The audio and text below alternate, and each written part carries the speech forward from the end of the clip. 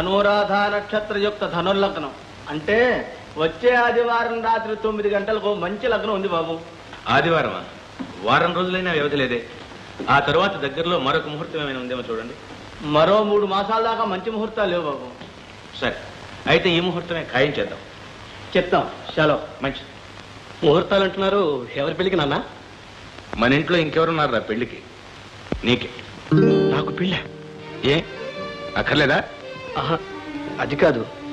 ఇప్పుడు నా పెళ్లికి ఏమంత తొందర వచ్చిందని. తొందర నీకు కాదురా, నాకు. అయితే నా పెళ్లికి నా అభిప్రాయం అక్కర్లేదా? కావాలి. నా నిర్ణయంలో ఏదైనా పొరపాటు ఉంటే తప్పకుండా కావాలి. ఇప్పుడు నీకు పెళ్లి జరగబోయేది మన సీతతో. సీతతోనా? అవును. సీత నీ భార్య అయితే నీ బ్రతుకే బాగుపడుతుంది. ఇప్పుడు నేను పాడవుతున్నానంటారా? మనిషికి కావాల్సింది ఆత్మ సంతృప్తి కాదురా, ఆత్మ విమర్శ. రాయరా. నువ్వు బాగుపడుతున్నావో చెడిపోతున్నావో ఈ ఫోటో చూసి చెప్పరా. ఇది బాగుపడే లక్షణమే అంటావా? నీ పెళ్లికి తొందరపట్టంలో నా తప్పేమైనా ఉందంటావా? ఎవరి అమ్మాయి? మాట్లాడే. ఆ అమ్మాయి మా క్లాస్మేట్ నాన్న. క్లాస్మేట్ అయితే ఈ కౌగులింతలేమిట్రా? అది మా ఫ్రెండ్స్ తో పిక్నిక్ వెళ్ళాము. నన్ను అల్లరి పెట్టాలని ఆ అమ్మాయి నా మీద దోసి వెంటనే ఫోటో తీశారు. నీకు అంత మంచి ఫ్రెండ్స్ ఉన్నారన్నమాట. ఒరేయ్, ఈ కల్లబల్లి కబుర్లతో నన్ను మభ్య పెట్టలేవు. నీకు వెంటనే పెళ్లి చేయకపోతే భ్రష్టుడు అయిపోతావు. అది కాదు. సీతతో నీకు పెళ్లి జరిగి తీరుతుంది.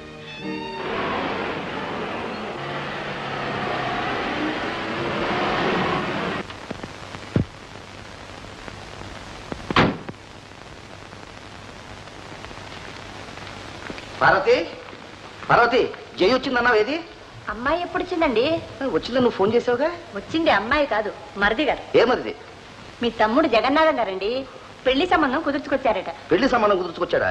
ఎంత తమ్ముడైతే మాత్రం నాతో సంప్రదించకుండా నా కూతురు పెళ్లి సంబంధం కుదుర్చుకొస్తాడా? రామ రామ, పెళ్లి మన అమ్మాయి కాదండి, వాళ్ళ అబ్బాయికి. ఇదిగో, నువ్వు అనవసరంగా కన్ఫ్యూజ్ కాకుండా అది చెప్పేది ఏదో తాపిగా చెప్పు. నేను చెప్తే మాత్రం మీరు సరిగ్గా వినిపించుకుంటేగా. నేనా? వెళ్ళి కోర్టులో అడుగు, నా సంగతి తెలుస్తుంది. లాయర్లు ఆర్గ్యుమెంట్స్ తో ఎంత కన్ఫ్యూజ్ చేసినా నేను మాత్రం కన్ఫ్యూజ్ కాకుండా జడ్జిమెంట్ తాపిగా చెబుతాను. ఏమనుకున్నావు? ఏరా తమ్ముడు, రారా. ఎప్పుడు రావటం? ఇప్పుడేనాయా? అంతా బాగున్నారా? అవును, మీ వదిన ఏదో సంబంధం కుదిర్చిందట. నేను కాదండి, మరిది గారు. ఎవరికి? చంద్రానికి అన్నయ్య. ఏ చంద్రం? వాళ్ళ అబ్బాయి చంద్రం అండి. ఓహో, చంద్రం వాళ్ళ అబ్బాయి గారు, మన అబ్బాయి కాదన్నమాట. చూడు తమ్ముడు, ఆడాళ్ళ మనస్తత్వాలు. అవును, అమ్మాయి ఎవరు, ఎంతవరకు చదువుకుంది, ఎంత కట్నం? బయట సంబంధం ఏం కాదన్నయ్య.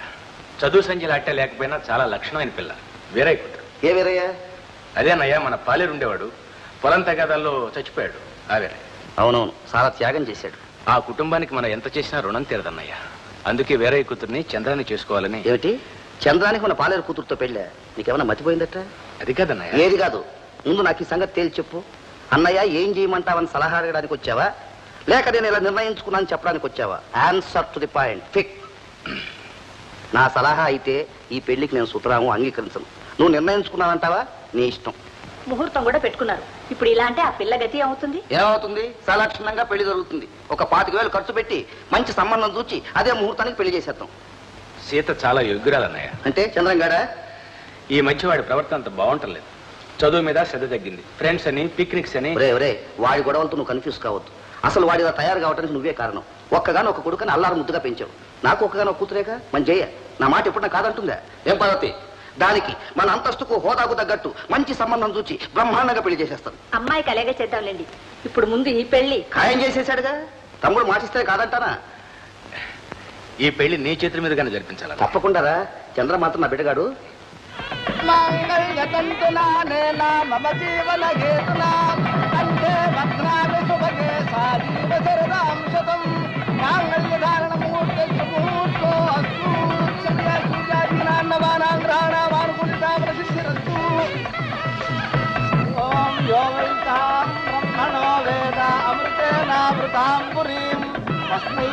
బ్రహ్మజ బ్రహ్మాజ ఆయు కీర్తిం ప్రజాన్ దదు అయం ముహూర్త సుముహూర్తోస్తు.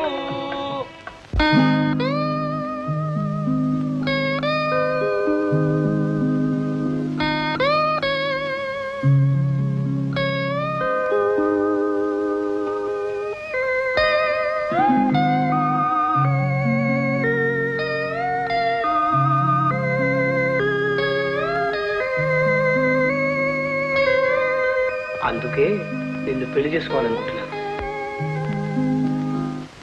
ఆగండి, ముందు పేర్లు చెప్పాలి. వదినా, మా అన్నయ్య పేరు చెప్పు. ముందు మీ అన్నయ్యే చెప్పాలి.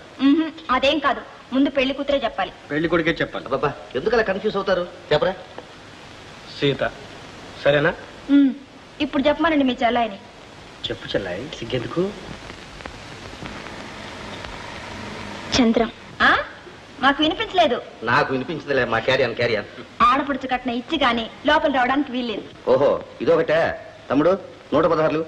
ఏమిటన్నా నువ్వు మరీను రై, ఇదిగోరా 1116 ఇవ్వు. పార్వతి, ఏదో మంగళహారతి పాడు. చాలండి. ఇక పదండి.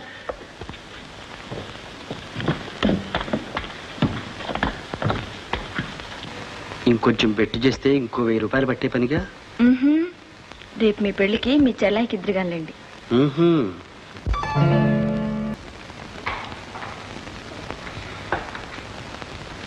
అందని అదృష్టం కోసం ఆశించాను. ఆ ఆశ ఈనాడు నిరాశగా పరిణమించింది. పేదరికంలో పుట్టి డబ్బే జీవితంగా భావించి పైమెరుగుల కోసం ప్రాకులాడే నాలాంటి ఆడపిల్లలకు ఇలాంటి గుణపాఠం జరగడం మంచిదనే భావిస్తున్నాను. నాలో ఆశ, అహం అన్నీ అంతరించాయి. పెళ్లి చేసుకోవాలనే కోరిక నశించింది.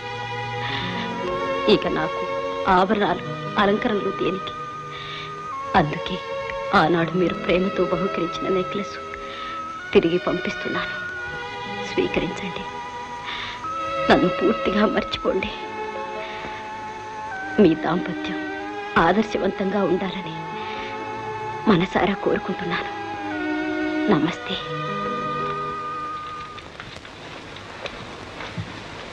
ఏమిటండి, ఏమైంది? అబ్బే ఏం లేదు. ఎందుకండి నా దగ్గర దాస్తారు? ఈ నెక్లెస్ ఏమిటి? అదే, అది ఒక స్నేహితుడు మన పెళ్లికి ప్రెజెంటేషన్ పంపాడు. అయితే సంతోషించాలి కానీ ఈ కన్నీరెందుకు? అతను నాకు చాలా ముఖ్యుడు. జీవితంలో అనుకోని సంఘటన జరిగి మనస్సు వికలమైందని, మన పెళ్లికి రాలేకపోతున్నానని బాధపడుతూ ఉత్తరం రాశాడు. అయితే ఆరోగ్యం జాగ్రత్తగా చూసుకోమని వెంటనే ఉత్తరం రాయండి. అలాగే సీత.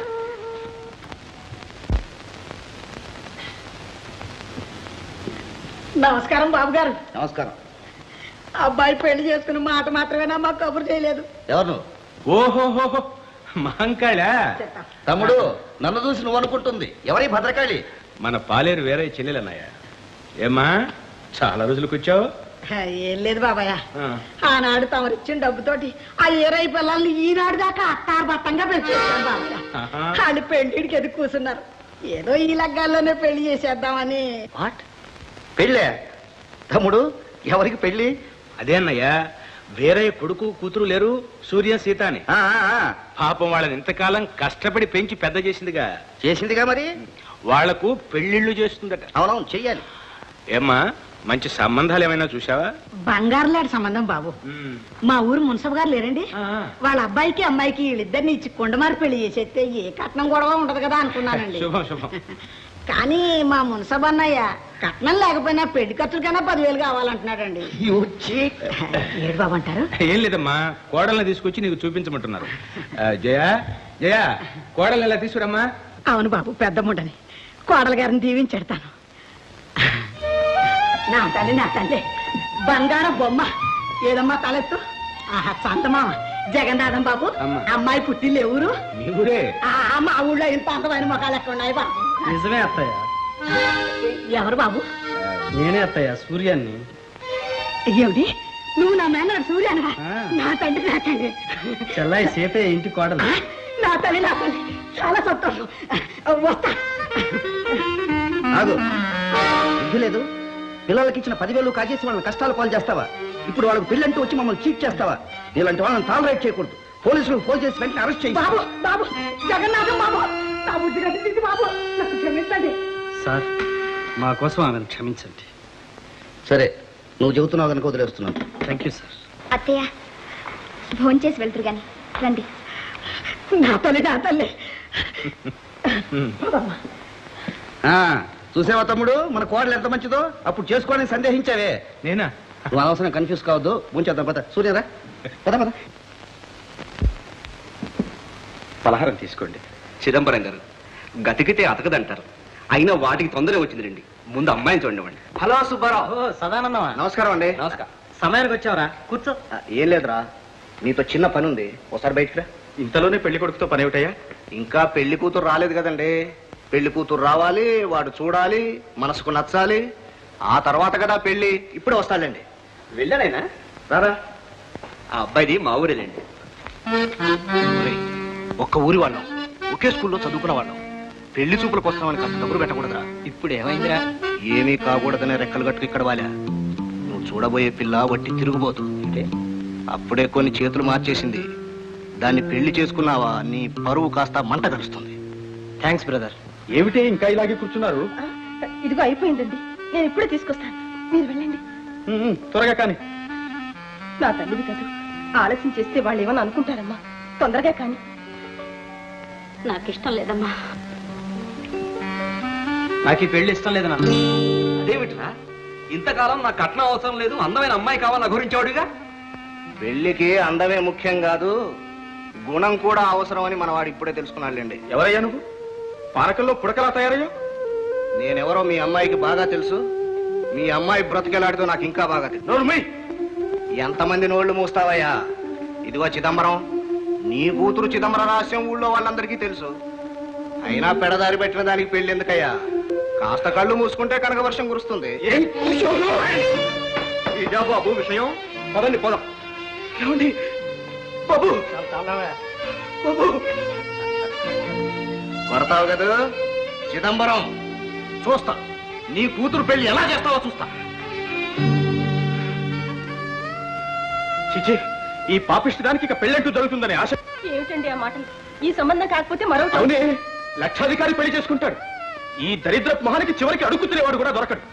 ఇది చచ్చిన పీడ విరగలేదు. చిచి, ఊరుకో అమ్మా.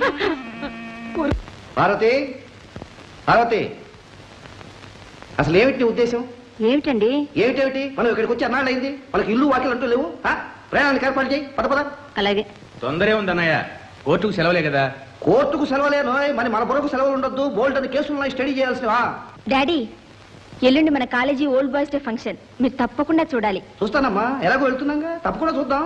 అన్నయ్య, ఫంక్షన్ ఇక్కడ మన కాలేజీలో జయ సూర్యం కూడా పాల్గొంటున్నారు. రే, నువ్వు అనవసరాలు కన్ఫ్యూజ్ కాకు. మన కాలేజీ ఫంక్షన్ కు నేను లేకుండా ఉంటానా?